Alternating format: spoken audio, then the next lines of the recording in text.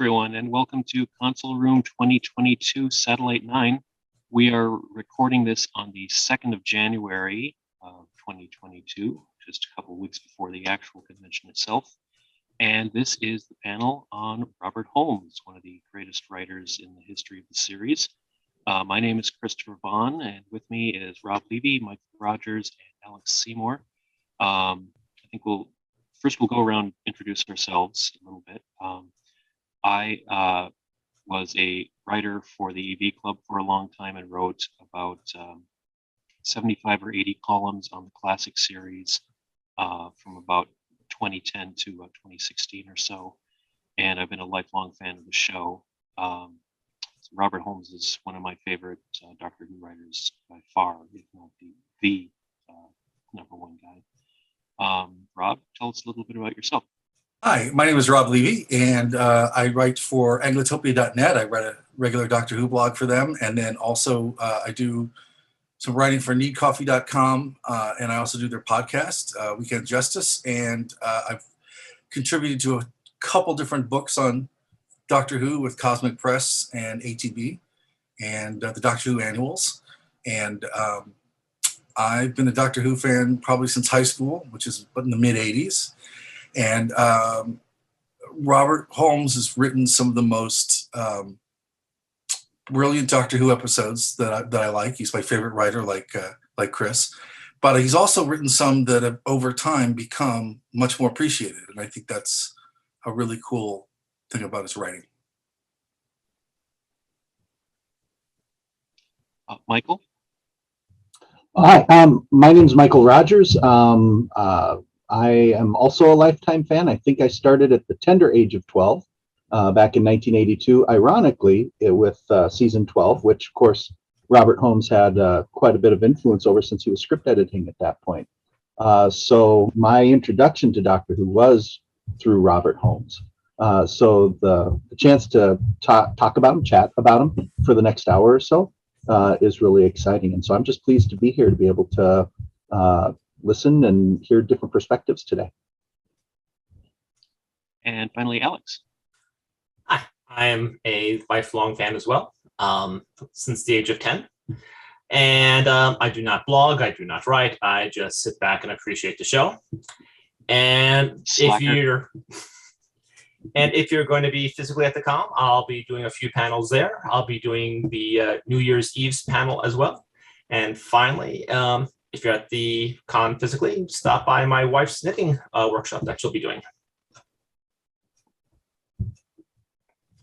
Okay, well, I think the first question we should tackle is, who is Robert Holmes? For those who may be new to the series or just maybe aren't as deep into the history of the series as a super fan. This would be the nicest word to call ourselves. Robert Holmes was a writer for British TV long before he started working on Doctor Who. He had quite a career before that. Also, he was the youngest, actually looking at his Wikipedia page, cheating a little bit as I talk, but he was the youngest person in history to join the British Army during World War II, and he fought in World War II. Then he became a newspaper writer and sort of worked his way into writing for British television. After that, which he started doing in the early 60s, he wrote for a couple dozen different shows over the years. Besides Doctor Who, probably the ones that we might be most familiar with would be The Saint, the spy show that was the original Roger Moore show before Roger Moore became James Bond. He wrote for Doomwatch. He wrote a couple series couple episodes for script editor job for Blake 7 after Doctor Who decided not to take it, but he did recommend the person who became the script editor for Blake 7, who was someone that he had recruited for Doctor Who. He only wrote one feature film, to my knowledge, a movie called Invasion, So pretty much by far his biggest claim to fame is Doctor Who. He wrote something like 75 episodes, all told, in, I don't have the exact number here, but it looks like about 20 different serials, some of which are the most influential and famous. I think he wrote like 64 to 74 episodes. Mm-hmm. It's a pretty big chunk. Yeah. And in addition to being the script editor for series 12 through series 14, so he had his hand in everything that was going on during that era of the show. This would be 73 to 75. 77, I think. And if I remember, I think he script edited a bit into season 15 before handing it off. That is true. Yeah, two or three episodes there. Mm-hmm. And some of the ones that he wrote are still hugely influential. Probably the most influential is The Deadly Assassin, because that established so much of the lore of the Time Lords and invention of Rassilon and all that. He sort of casually invented the name Gallifrey in was it Carnival of Monsters, I believe, but that wasn't even a major element of that. He just wanted the name and threw it in, and it stuck. Mm-hmm.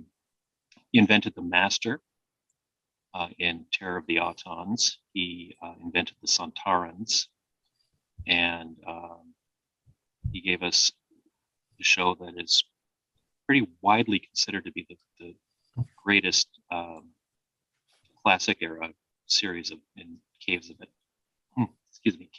Androzani, which is the end of the Fifth Doctor era. Just a cracking good show, just a really, really well done script. And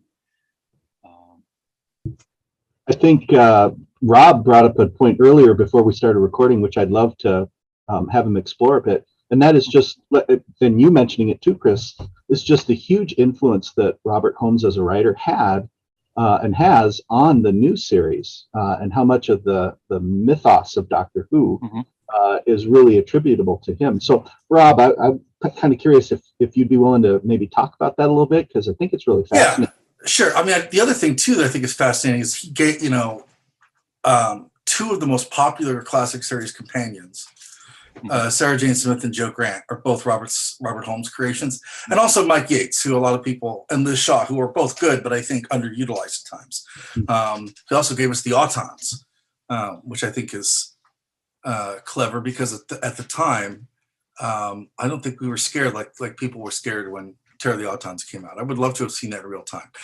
Getting back to your question now, when they brought the series back for the reboot, they used the Autons, which is a Robert Holmes creation. The whole Timeless Child arc has had a lot of the stuff from both Brain of Morbius and Deadly Assassin, which are things that Holmes kind of brought out. The Capaldi stories with Gallifrey touched upon that a little bit as well. And you see some of it in the Tenant Doctor as well. Things like the Matrix, Barusa, Shobogans, the Guardians. I completely forgot, he's responsible for the Guardians, which we may or may not, ever get more with. You never know what's going to come back. And the Eye of Harmony. So he gave us a lot of that stuff. And I think that sort of the template of Gallifreyan culture, the convoluted, lovely history of Time Lords and Gallifrey, and a lot of it he sort of, I think from what I understand, did as an afterthought, but a lot of that sort of quickly became established canon that other writers had to work around. So he was kind of the first man to walk on the moon, as they say, and everybody else had to kind of walk around it. But, laying the fabric for what we're doing. Okay, who are Time Lords? Who are Gallifreyans? What are we doing? What's their backstory?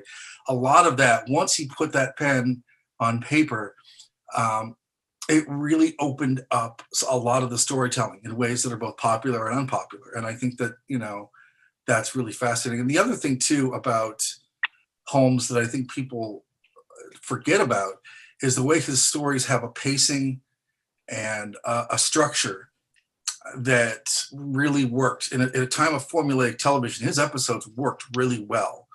most of them 4-parters, but he wrote really solid start, middle, ending stories. I mean, there's the stories I love by him are ones that aren't necessarily loved by a lot of people, but like Ribose Operation just touches so many points on it as it evolves. And I think that he has a really good way of getting to point A to B to C to D and having this idea of like a grandiose thing in every story. And that's kind of carried over the new series as well. So I just want to take a slightly different viewpoint on this. And I would say, especially for the people who are not familiar with the classic series, it's not like he landed on the moon for the first time. Rather, it's more like they were building an airplane in mid-flight. You have to remember that with the first Doctor, sort of an eccentric man and an eccentric human. And they had to, by the time of the fourth Doctor, they had to build all this history. And as you were saying, there's not on the flight. It was not, this is not the TV of the modern era. You built stuff on the fly. I mean, the idea of having a Time Lord came about because the first Doctor was getting a bit too old, so they needed a new one. Yeah. And so they were just patching things up as they went. And as by the time, let's say, the fourth Doctor, the lore had been more or less set. And a lot of lore is due to Holmes. Yeah, I mean, but by the time we get to the fourth Doctor, we have names and we have a background. But at that point, one of the things Terrence Dicks always said is that people at the BBC and the people that were running the show were like, we got to give people some answers and we got to give them something because we can't keep them in the dark this long. So they kind of slowly built on, okay, we've got this that we used in Carnival of Monsters. We got, we know he left his planet. We know that he's done this and that, but we've got to give some context to it. So he put in a lot of context and filled in a lot of lines, and a lot of it is, a lot of Doctor Who, as I think, as you mentioned, was done on the fly, as we'll talk about in Trial of a Time Lord. But I also think that a lot of it too is the stuff that was orchestrated by him that he thought would be interesting to have, like the Moriarty character for the Doctor. Those are some really big themes that were picked up later on, and I think that really helped push the show. And I could be wrong, so I'm going to open it up for everyone else here to contradict me if I'm thinking of this incorrectly. But I think he also was the writer who basically created the lore around Rassilon as well. I Yes, think Rassilon was first mentioned in Deadly Assassin, and you get Barusa with him too. Yes, yeah, and so that kind of echoes out into the new series. So I think for anyone who's maybe came to this show through the new series and maybe hasn't seen much of the classic, I think this is the strongest thread between classic and new. Yeah. I think if you watch Brain of Morbius and Deadly Assassin, The Timeless Child makes much more sense if you're lost. Mm-hmm. As a quick tangent, since you mentioned the Matrix, which shows up in the Deadly Assassin for the first time, I don't think that it's ever been officially acknowledged by the Wachowskis, but I think the fact that we've got a virtual reality environment called the Matrix showing up in the Deadly Assassin, I think that was probably an influence on the actual Matrix movies. So we've got, not 100% or anything, but a little bit of a thread is in there too. His influence goes into that. But getting back to the mythology that he helped create, one of the things that I've always found interesting about him as a writer is that he takes a very cynical attitude, or dark attitude, perhaps is the better word to choose, about this mythology. He didn't necessarily take what he was creating at face value. And even in The Deadly Assassin, he sort of is undermining what he was creating at the same time, because so much of what we're told in there is actually legends that only the Master and the Doctor really know about. All the Time Lords have forgotten. Rassilon himself, in that show, has been turned into a legendary figure. He's not the actual physical person, the Timothy Dalton figure that we know from the later series. And there's a significant possibility that what the master has discovered is lies, just because that's the way Holmes works. You can't necessarily take everything at face value with him, which makes him a very interesting writer.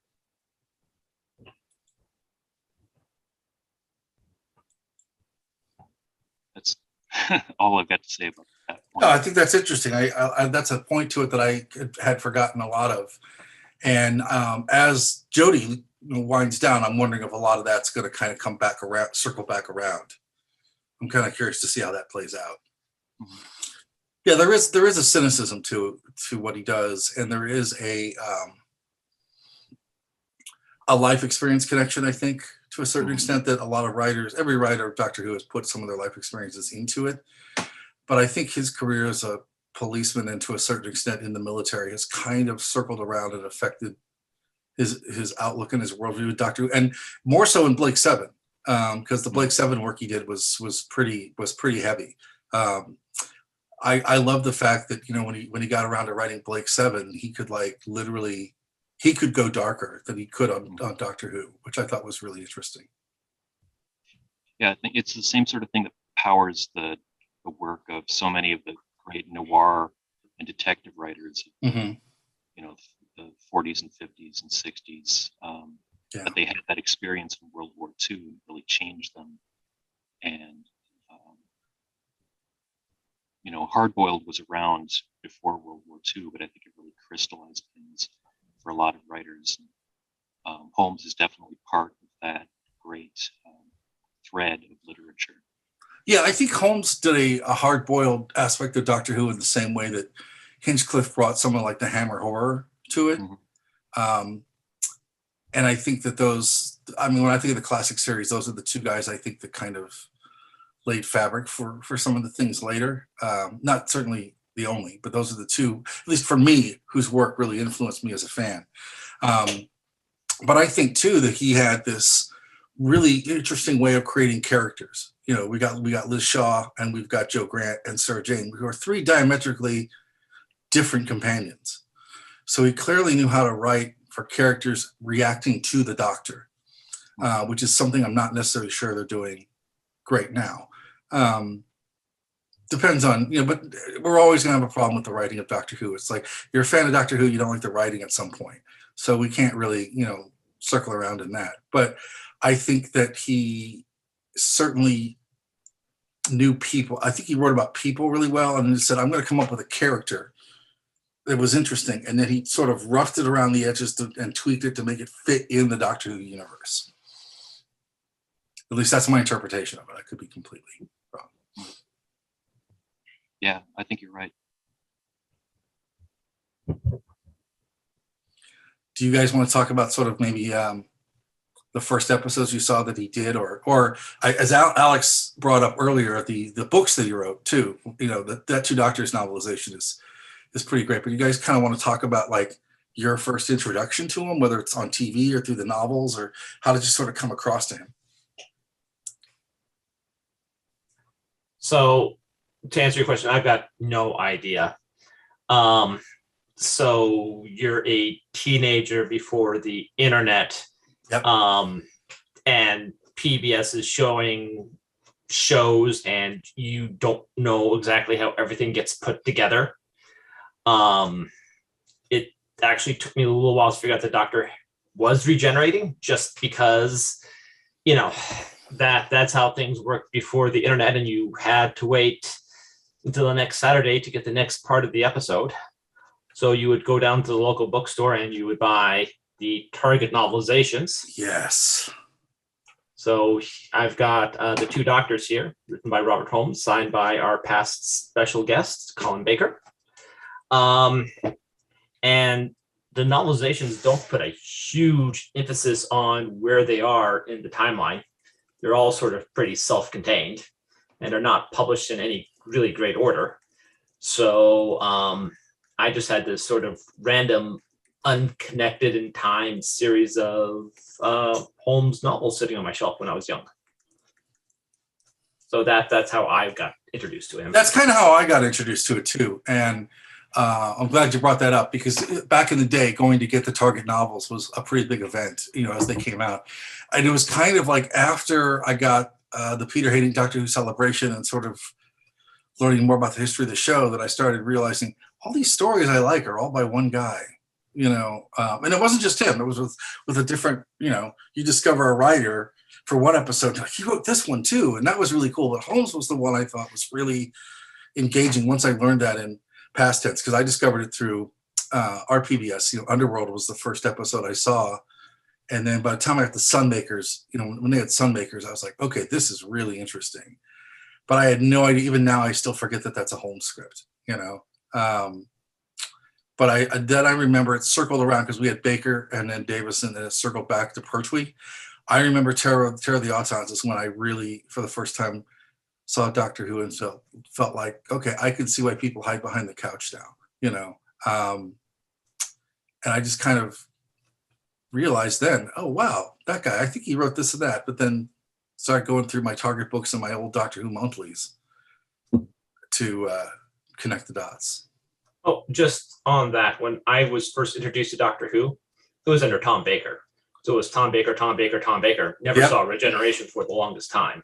Yeah, that was how it was in St. Louis too. We had Tom Baker, Tom Baker, Tom Baker, Tom Baker, and then Davison, Tom Baker, and then back to Pertwee.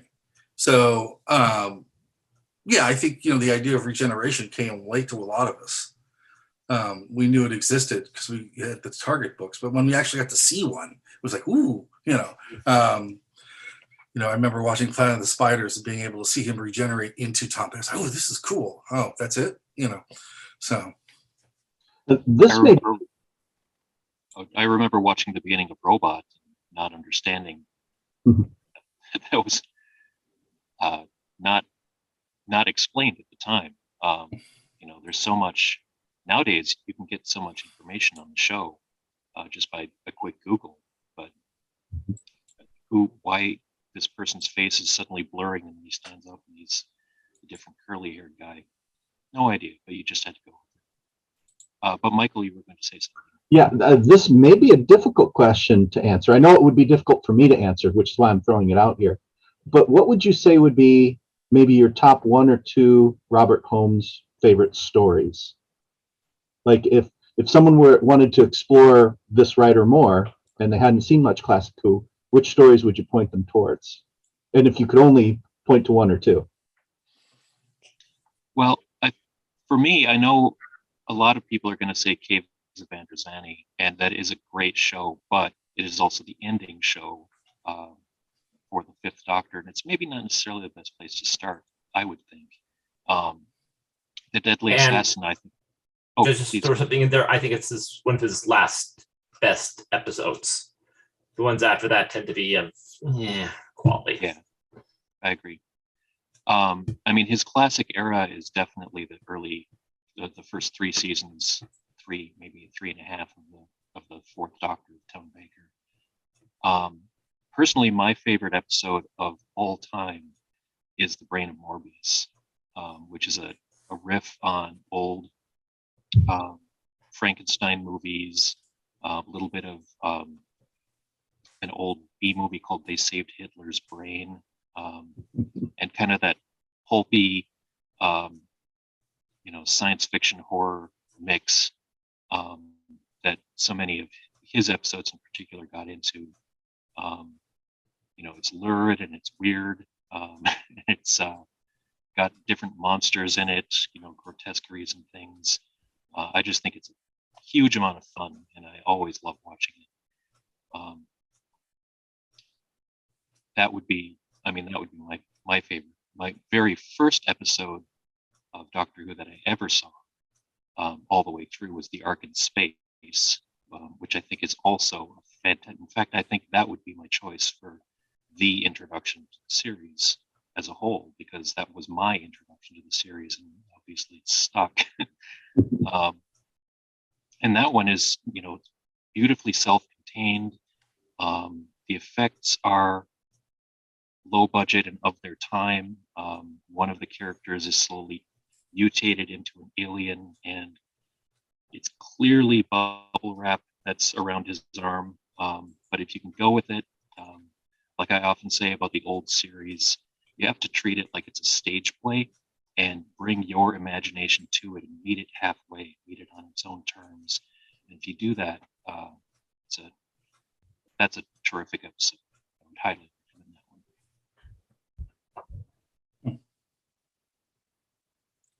that one. Alex, how about for you? What would be your top tier Robert Holmes stories that you really love? Okay, so first of all, I would never introduce someone to Doctor Who via the classic episodes. I love classic Who, but it's dated, and I love it because it's my adolescence, and if someone falls into it, hey, more power to them. But it's not the most easiest path to get in. If I were going to point something out, I would do it with the first episode I ever saw, which was The Robots of Death, which was not written by Holmes, but he was the script editor. I mean, not only did he write for Doctor Who, but he also did script editing. I mean, he just had that much influence. But if I was going to pick out a favorite one, I would do The Ark in Space. Not the most, The Brains of Morbius has more Doctor lore to it. But I do like science fiction, and Doctor Who doesn't always do science fiction, if you know what I mean. But The Ark of Space is space opera flying in space. And that's what I really love. Good space opera. Rob, how about you? What are some of your favorite Rob? Well, I'm going to kind of give an overview of some of the ones he did. So if people want to jump in later and sort of investigate, because I think Alex makes a very great point about jumping into the series. He wrote Crotons and Space Pirates for Troughton. Space Pirates we don't have. Crotons is interesting, but not necessarily great. But you can kind of see you can see that there's somebody at work that's got some promise. I think, for me personally, even though he did stuff for the Key to Time series like Rebels Operation and Power of Kroll, and he did some kind of kitschy, weird stuff, like Carnival of Monsters is kind of odd and strange, and the Autons stories. But for me, everybody's kind of tiered towards one direction, so I'll try to think of something different. For me, Pyramids of Mars for the longest time, before we had the new series to use as a template, I always would say, I'd love to recommend Talons of Wing Chang, but it might be too long for a beginner. So I always sort of went with Pyramids of Mars, because the idea of Egyptology always interested a broad range of people. But also, I think like Ark in Space, it does all the things you want in telling a great story. But it also, I think, is such a great story to introduce the actual Doctor, because by that point, Tom Baker's like in full Tom Baker mode. And if I want someone to have the joy of seeing, Tom Baker through the fresh eyes that I did when I was young, I want something from that season, And I just think Pyramids is so interesting because the Doctor is not necessarily in control of things, but you get the weird mannerisms, you get the Tom Baker and the eyes and all that stuff. And I think that's a really good, interesting, in the same way this Ark in Space does this too. It's a really great story for seeing how people react to the Doctor as well as the Doctor being written. So you have the story, which as itself is written really well and has a lot of really great things to it. But it's also a great story how it's executed by the performers in the story. And I think Ark in Space does that really well. I think Androzani does it really well, and I think Pyramids of Mars does it well too. And Morbius to a certain extent, although the palette for Brain of Morbius isn't quite as large as some of the others. I think maybe it would be a good idea to back up just a tiny bit to actually connect the dots of his history on the series and just say what he actually did. He was not one of the original writers, so he only joined the series in season 4, 5, or 6, somewhere during the Troughtons.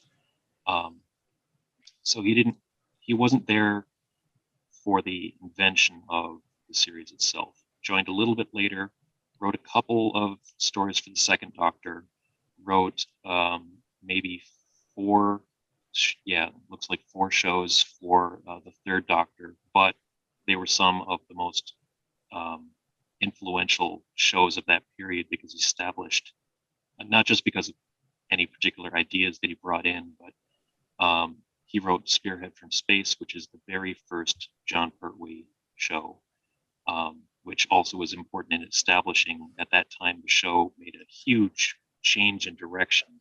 Mhm. And to have him be the one that wrote that, he helped steer that a lot. The next one he wrote is Terror of the Autons, which is the first episode of the 8th season, which brings back the Autons, establishes the Master, brings in Joe Grant, and again changes the direction of the series again because they were course correcting back from season 7 was a little bit more realistic plots on Earth, if that makes sense. And then season 8 and beyond got things back into the adventure mode a little bit. And it's interesting that he was able to do both of those so well. And then he did Carnival of Monsters and The Time Warrior for the Third Doctor. And then when Pertwee decides to leave and they bring in Tom Baker, Robert Holmes becomes the script editor for seasons 12, 13, 14, and the first 2 or 3 of the following season after that. So right there is where he has his hugest influence on the series in the early 70s. Yeah. And then he leaves. He still writes for the show off and on. He does the Sunmakers. He does the Ribose Operation, which is important, not just for being a really good story, but it also kicks off the Key to Time season, where all the shows were connected and told an overarching story. And so they very consciously brought him back to kick that off so that it would have a really solid footing. Also wrote one of the other Key to Times, which is The Power of Kroll. Then he leaves the series for about 6 years or so. Apparently he felt that I think he was a little bit worried about being typecast or being too associated with the show and wanted to get a little distance from it for a while. But then they brought him back in 1984 to write The Caves of Androzani. He comes back during the 6th Doctor era to write The Two Doctors. And he was very consciously brought back by Eric Sayward, who was the script editor at the time, who had to fight for him to come back at all because John Nathan Turner didn't really want to bring back any old writers. He wanted to really establish his own thing. But Sayward thought that he would, and definitely was a very good person to bring back. And his last stuff is The Trial of the Time Lord, which is Colin Baker's final season. By this time, he was not in good health, but he wrote the first 4 episodes, which is that's The Mysterious Planet, right? That's the title of that. Yes. Yeah. So he wrote the first 4 of that, sort of establishing the whole trial situation. And then he was supposed to write the last 2 that would tie off the series. But as I said, he was in poor health, actually passed away in the middle of writing that. So he only wrote the 13th episode and not the 14th episode, which becomes a whole huge thing, which maybe one of you guys can dive into a little bit more. I think you guys might know the lore on that a little bit more than I. But that's basically his, in a nutshell, that's what he did on the series as far as the actual facts go. Maybe this is a good time to start talking about Trial of the Time Lord. I know Rob wanted to talk about it a little bit. Yeah, I think, he started, again, he was kind of the go-to guy for when you wanted an arc season. And Trial starts off really well and has some interesting elements to it. And even though it's in this weird format that we're not used to, it still feels familiar because of the way the narrative comes out. And then it builds and builds. You get to part one of the finale, and you're like, I don't really know where this is going. And then it literally just drives off a cliff into like, what the hell is this? And I think I can't remember if the Target novel tried to bring back some of I haven't read the Target adaptation in years. Did it try to bring back some of the Holmes stuff in it at all or not? I know that they talked about what he wanted to do with it, but there's from what I understand, there's not like an official thing where you can read it. But he, and again, he was in poor health. And again, the writers coming into this were basically said, you have to finish this, and we can't really tell you what the other things were, what the original plan was. Sorry, So it's a nightmare job for anybody who does it. Well, and it's even more complicated because, Robert Holmes writes episode 13, the first half of The Ultimate Foe, dies with only the second half kind of outlined or sketched. So Eric Sayward is going to write, the script editor at that time, is going to write the final episode then based off of what he and Robert Holmes had talked about. But in the meantime, John Nathan Turner, the producer, kind of gets cold feet in terms of some of the initial ideas. I think originally the Valeyard and the Doctor were meant to be battling it out in the Matrix, tumbling through the Matrix at the end of that story without a resolution. And so JNT wanted to pull back on that, and I think that's where Eric Sayward finally kind of snapped and said no, and withdrew his final episode 14 script. And I think that then there, Rob, is where they had to bring in Pip and Jane Baker to try to write a 14th episode, but they couldn't use any of Eric Sayward's / Robert Holmes's ideas because that had been withdrawn, and he was not giving permission anymore for that to be used. So it became very much a hot mess because you have to try to wrap up this complex story arc. They're changing course in mid-direction. Things are pretty contentious between parties. And then you bring in Pip and Jane Baker to try to clean up that mess in one episode. And I think if you watch the audio commentaries on the Blu-rays for the trial, they go into some of this a little bit. But again, stuff like this is really fascinating to me. When I signed on to watch this as a teenager, I never thought, 35 years later, I'd be watching this stuff and reading books on the making of it, much less, I was just excited when the Target books came out. And now I'm like, if there's a book about the making of the show, it's like really exciting. So it's kind of interesting. Mm-hmm. So just to sort of tie this up, there are union rules around this. And as a writer, you're supposed to submit a one-page synopsis of what you want to do. And at that point, it's either yay or nay. And if they say yay, you're supposed to do 2 drafts and a final. And they can't ask for more than that, simply because, it's a union. They don't want you to be paid for one script and have endless rewrites. And so who knows? Maybe the stuff that Holmes was proposing was no good. Maybe it was too expensive. Who knows? Nobody knows. People go into the room. We're not in that room. But when it came out, the Bakers were handed the impossible job of trying to land an entire series, and well, they didn't. Given an impossible task, and they failed. So, and it's sort of sad that Holmes that was sort of like Holmes' final story. I wish he would have gone out with something a bit stronger, but such is life. Yeah.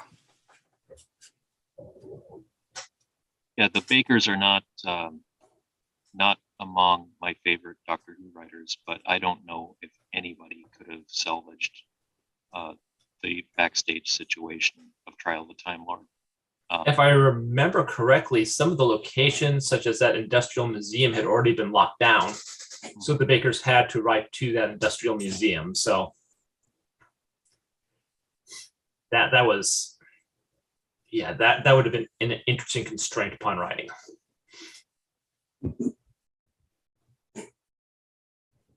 Um, maybe let's talk a little bit more about his influence on the current series. I know we touched on that a little bit earlier, but I actually have not seen Flux yet.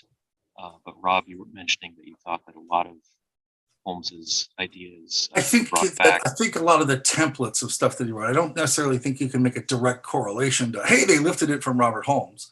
But I think that a lot of the ideas and themes that he introduced, you know, he created this whole sort of world building kind of with Deadly Assassin, and to a certain extent, Brain of Morbius, as we're now discovering.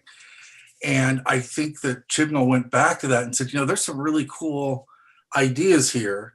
Let's look at the yang of it. I think that this season is kind of the yin and yang of those two stories. You kind of get a bit more of an exploration of things he introduced. He introduced the idea of Shibogans and this idea of Gallifreyans and Time Lords, and you get somebody looking at that going, well, that's interesting. Could we go back and do a riff on that? You get this idea of Deadly Assassin and Time Lord culture. Can we go back and revisit that a little bit? And when you go back to revisit Doctor Who on Gallifrey, it's always a bit precarious. And they did bring back the Sontarans this season, and they were more of the Sontarans that we saw in the Pertwee era. They do actually refer to Time Warrior this season, and kind of the Sontarans that we get in Two Doctors a little bit as well, which I think is really terrific. And I think that the current master that we have is a bit more of a Delgado master than a master we've had. So there's some of the fingerprints of his work are in the new series, but then there's a lot of other writers who can say that too. But specifically, Chibnall has really honed in on that mythos of Gallifrey and Time Lords and what that established history is, and decided to sort of tinker with it and explore it further. That's kind of what I think he is kind of going on with that. And, I think that a lot of new people that come into Doctor Who to write for it or work on it, they look at the Robert Holmes stories and they go, okay, these are the ones that worked. Why did they work? And I think the other thing that, Chibnall's approach to script editing is kind of the same as Holmes was, where he has a writer write a story, and then if he needs to adapt the screenplay for it, he will, much like he did with Ark in Space and Pyramids and Morbius. The other writer's work was kind of tweaked a little bit and fleshed out. And I think that that's sort of what they're doing now a little bit too, is we have in the last couple of seasons, people that have had stories, and if there's an idea that he wants put in there, or he thinks it should go here or there, he's kind of putting his foot in, or his finger in a little bit and steering it. Robert Holmes really is the main author who writes Time Lords as kind of scheming, nefarious, bad actors, not in an actor sense, but as in a character sense. Because prior to the Deadly Assassin, they were all powerful, but they were kind of boring and stuffy and lethargic, and they didn't do much to intervene. And then when the Deadly Assassin comes along, they're given much more of a darker context of some of that schemingness.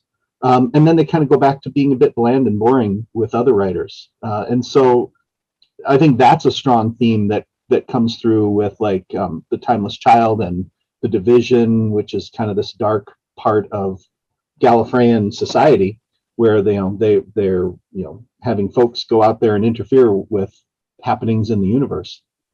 So it's interesting that, again, Robert Holmes does have kind of that strong influence of kind of a darker take on Time Lords than most other classic authors ever did. And now that you mentioned that, he did bring those ideas in even earlier than Deadly Assassin, now that I think about it, because Terror of the Autons not only introduced the Master, but we have he's actually literally introduced by one of the Time Lords dropping in on John Pertwee to warn him that he's coming. Mm-hmm. And that character is it's almost like he's from a spy movie, where he's M or something coming in to tell James Bond about his latest thing. He could have chosen any number of ways to introduce it, but he drops in this figure who Pertwee doesn't like and doesn't trust, and who is presented as, you know, he's warning him that the master is coming, but there's also a sense that even there, the Time Lords have schemes within schemes that they're working, which is something that he kept bringing back into the series. Definitely most strongly in The Deadly Assassin, but it shows up in Genesis Daleks when the Time Lords again show up to bring Tom Baker's Doctor into the story. And, you know, they have discussion at the beginning of the plot line, basically saying, you know, this is your mission, this is your secret mission. We can't know anything about it. This is not going to be public knowledge, but this is what you have to do is go and stop the Daleks from being created before, you know, before they actually were. And there's a real sense that the Time Lords, at least the faction that the Doctor is involved with, are into subterfuge and secret things and things that maybe they shouldn't be involved with. And in fact, in The Deadly Assassin, he gives a name to them, the Celestial Intervention Agency, which very consciously has those initials, C.A. So he always kind of thought that he was always interested in bringing in this, you know, bubbling layer below his stories, that something is actually going on below the surface that I'm not going to tell you all about, but it powers a lot of what's going on, which I think is one reason that his shows are, for me, so interesting to watch, and I think that people continue to draw from them. Yeah. Even if it's something like the multiple Morbius Doctors at the end of Brain of Morbius, which I think was not necessarily his invention. It might have been something that the producers just kind of threw in as part of the mental combat between Morbius and the Doctor, where they showed faces of the two figures as they were having their mental combat, and it was meant to show past regenerations coming back as a way to show who was being dominant in the fight at any one particular time. And you know, somewhat famously, they chose for the Doctor a bunch of faces that had never been seen before, people that were just behind the scenes, people that worked on the show, not necessarily actors. I don't think they were thinking about bringing any of those characters back in to tell new stories about those old Doctors, but the implication was that the Doctor might have had lives before the William Hartnell Doctor. And then they backed away from that for a long time, because obviously that's a huge can of worms to open, and no one quite, I think, knew how to deal with it or whether they should deal with it, until I think the present series has dived back into that in a huge way. And I think it's because of that almost offhand thing that happened in the Brain of Morbius. So I have a slightly different take on how Holmes has influenced the new shows. The showrunners of the new shows are all die-hard classic Doctor Who fans. I'll just point out that the next showrunner, you know, Russell T Davis, he points to The Ark of Space as one of his favorite shows. It's not the literal like stuff that Holmes wrote.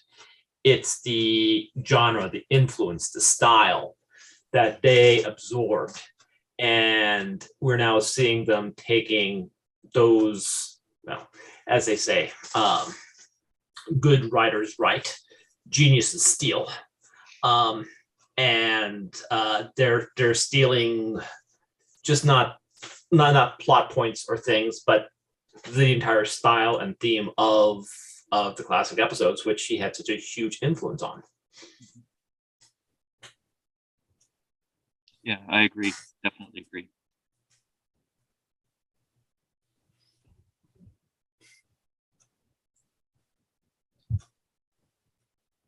Are there any stories that you personally feel are kind of weak Robert Holmes stories that just don't measure up to his normal level of success? The two doctors. It's nice seeing them together, but just the evolution of the doctors, no, just not good. They're in Spain, they're in a beautiful part, and it turns into a dinner party. No, it's poor idea, poor execution. And see, for me, Two Doctors is top tier in my book. So it's fascinating how we approach things differently in terms of our tastes and stuff. Well, I'm also curious how much of Two Doctors he was told because of the nature of JNT to put things in. You know, Yep. Two Doctors would be much more interesting if the Andergums weren't even in it. It was just the Doctors and the Suntarans. But I get it. That Andergum thing goes a little bit far over, and I don't necessarily think I love the opening episode of it is terrific. It's classic. It's great. After that, it kind of falls apart. I really like the Crotons as a standalone episode. I think it's good, but I think that it's not. I mean, it's early in his career, so you can't really fault him. Everyone writes off the Space Pirates as being absolutely terrible, and we only have the novelization and episode 2, so I'm not sure we can fairly assess it. But I'm wondering if Space Pirates will be one of those episodes that, if they should ever find it, it's like Enemy of the World, where we look at it with completely new eyes. Yeah, I think that once he leaves the Tom Baker era, it greatly is diminished, and a lot of it too is that he's the script editor, he's involved in it every day. He's a little more invested in what's going on in the Pertwee and Tom Baker eras in his work there. Whereas the Colin Baker, he's been away for a number of seasons. And I think that is a huge effect. Having said that, any episode that he wrote probably coming off of it, Caves of Androzani, would probably be considered a letdown at some point because Androzani is just so uniquely different for things in the series. Now, I would also say at the Caves of Androzani, BBC still was behind Doctor Who and had a budget. Yeah. They didn't hate it yet. Yeah. So. Well, I think the higher ups hated Doctor Who before Caves of Androzani ever aired. I think it was season 21 that really set them on that path. Personally, that's my. But I think the point is they weren't necessarily intervening directly into. Okay, they didn't make when Androzani aired, there was not a conscious effort to say we're going to pull the plug on this, put it on Lifeline. I think it's at that point there is hope that it will regain its glory, as they say. And if you look at Androzani and to a certain extent moments that first Colin season, there's some really good stuff to work with there. Mm-hmm. But I think at that point, there's just a general feeling that okay, this is getting a bit tired. Let's move on. Yeah, I mean, Trial of the Time Lord as a story was literally conceived as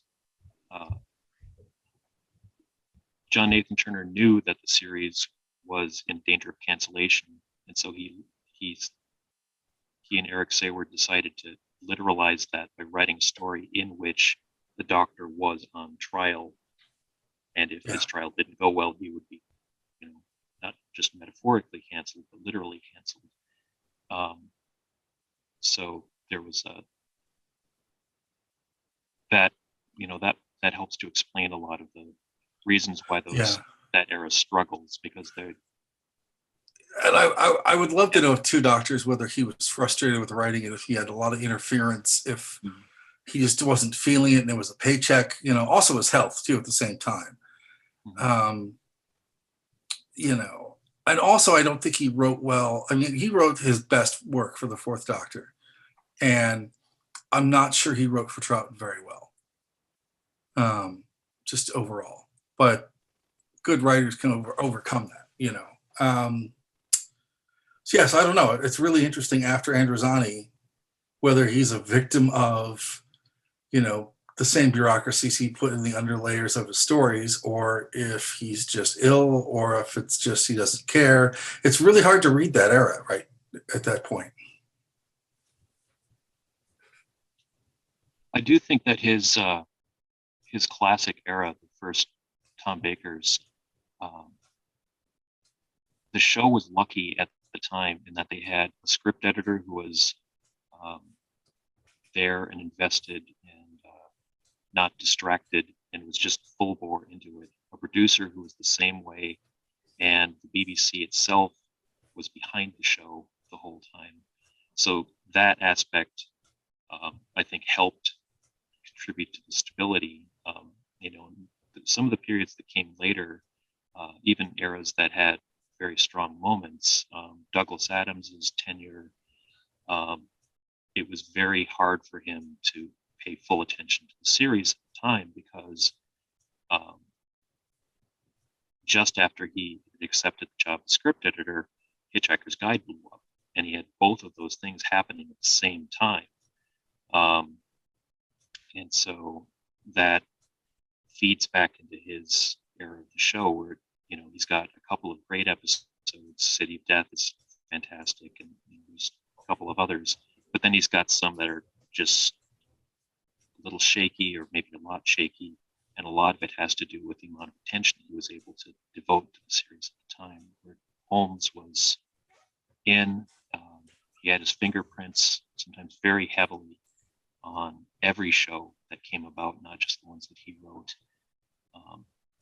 And it really helped establish a very consistent feel and mood and style for the series. And of course, he wasn't the only one to do that. Philip Hinchcliffe had a huge effect on the show. Tom Baker, of course, had a huge effect on the watching experience because he brought Tom Baker's choices to the Doctor, and no one can be Tom Baker except Tom Baker. I think Holmes got very lucky that somebody like him came in. So some of it was luck, and some of it was talents merging at the right time and place.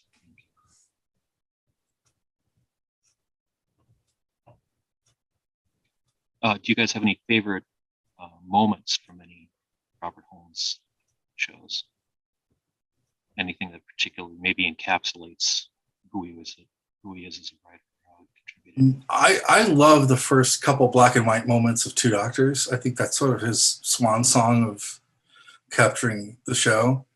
I've learned to really appreciate Carnival of Monsters over time. Whereas when it first aired, I didn't love it, but I think that's really, really interesting. And there's a lot of great stuff with Leela and Tom Baker in Wang Chiang that I really like, that I think is some of the best Doctor companion stuff. Mm-hmm. And I think that, but then I'm like, oh, wait a minute, there's all the stuff with Sarah Jane.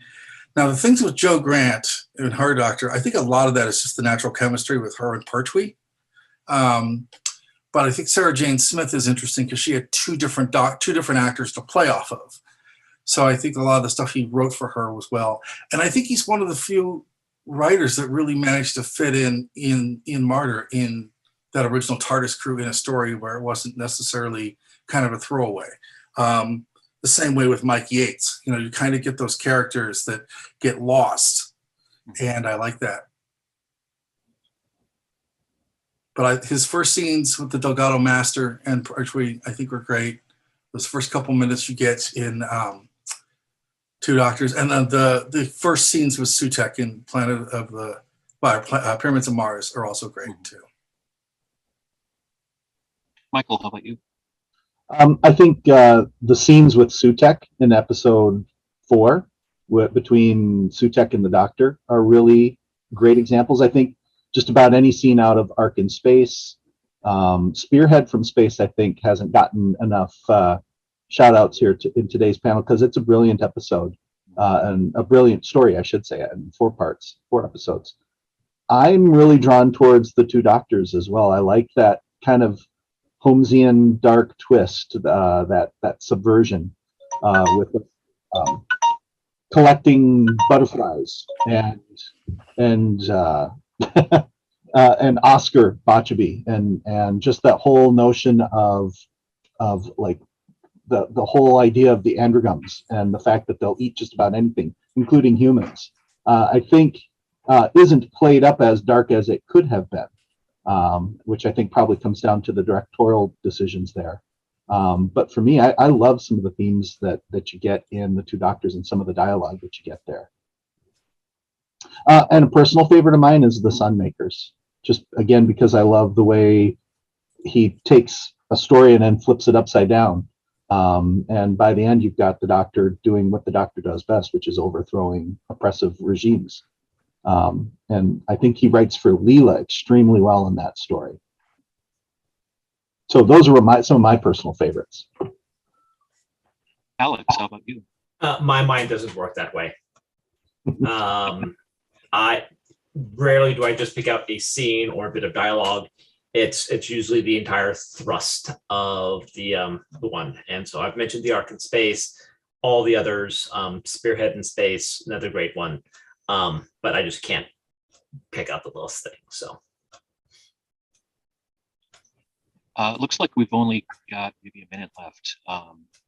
Maybe let's look toward the future. What aspect of Robert Holmes would you guys like to see in the series going forward?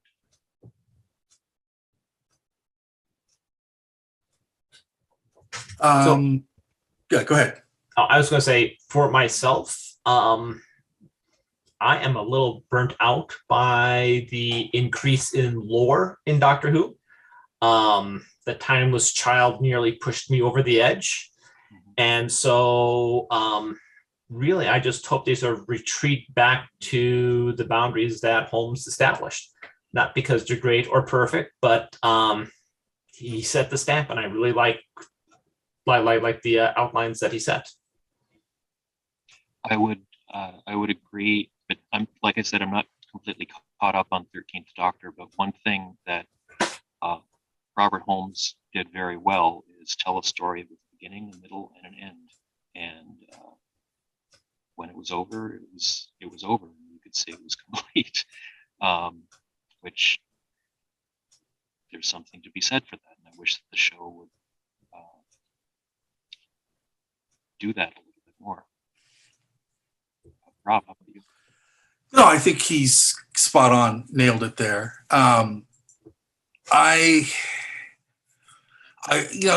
one thing about Flux that I did like is the Sontarans were Sontarans again. And I've liked the fact that in this era, the Master is kind of back to like that Master a little bit more. I don't want to see Sutek again. I don't need to see Wang Chiang again. I don't need to see any of that again. I would like the spirit of a strong story, not because this series very much writes to moments, and I'd like to see them write to an actual full story, because I think one of the great things about Holmes is that you get a story. Even the ones that aren't great, there's at least a story, right? It's not just we can pick out moments, but it's nice to have a full-on story. And I'd like to get back to like storytelling that is like got that percolating stuff underneath it that plays to I guess the best way to phrase this is that Holmes works well because the theater of the mind kind of takes over with the stuff under the surface. I'd like it to get back to that in the new series, where we don't get explanation for everything, but we're not taught like we're not getting written for like a 5-year-old. So it's a delicate balance there. Michael, how about you? I'm not sure there's a whole lot I could add to what's been said. I'm one of those folks that's really been enjoying this current era, the Chibnall era. And so for me, I see a lot of those things resonating, just good storytelling and having fun telling the story. I'm with most of the panelists, though. I don't feel this this overwhelming urge to have old things brought back into the new series. Tell new stories in interesting and unique ways, have interesting characters, which I've enjoyed the companions in this current era. And so, and some of the extra characters that you see in those stories. So for me, I'm enjoying it as it is right now. So I say, yeah, just continue to tell good stories and the rest will take care of itself. And that's exactly what Robert Holmes was about, right? He didn't overthink things. He just told a good story. And that sounds like a great ending point. So thanks everyone for listening. It's been an enjoyable conversation, and you'll see several of us in person at the convention. I think Rob is going to be in St. Louis, but Yeah. I know I will be in attendance, or at least I'm hoping to. And then Michael will be here, and Alex, will you be there also? Yes. Great. With my wife and 5-year-old. So. Oh, that's cool. Awesome. All right. Well, thanks again for listening and watching, and we will see you around the con. Sure.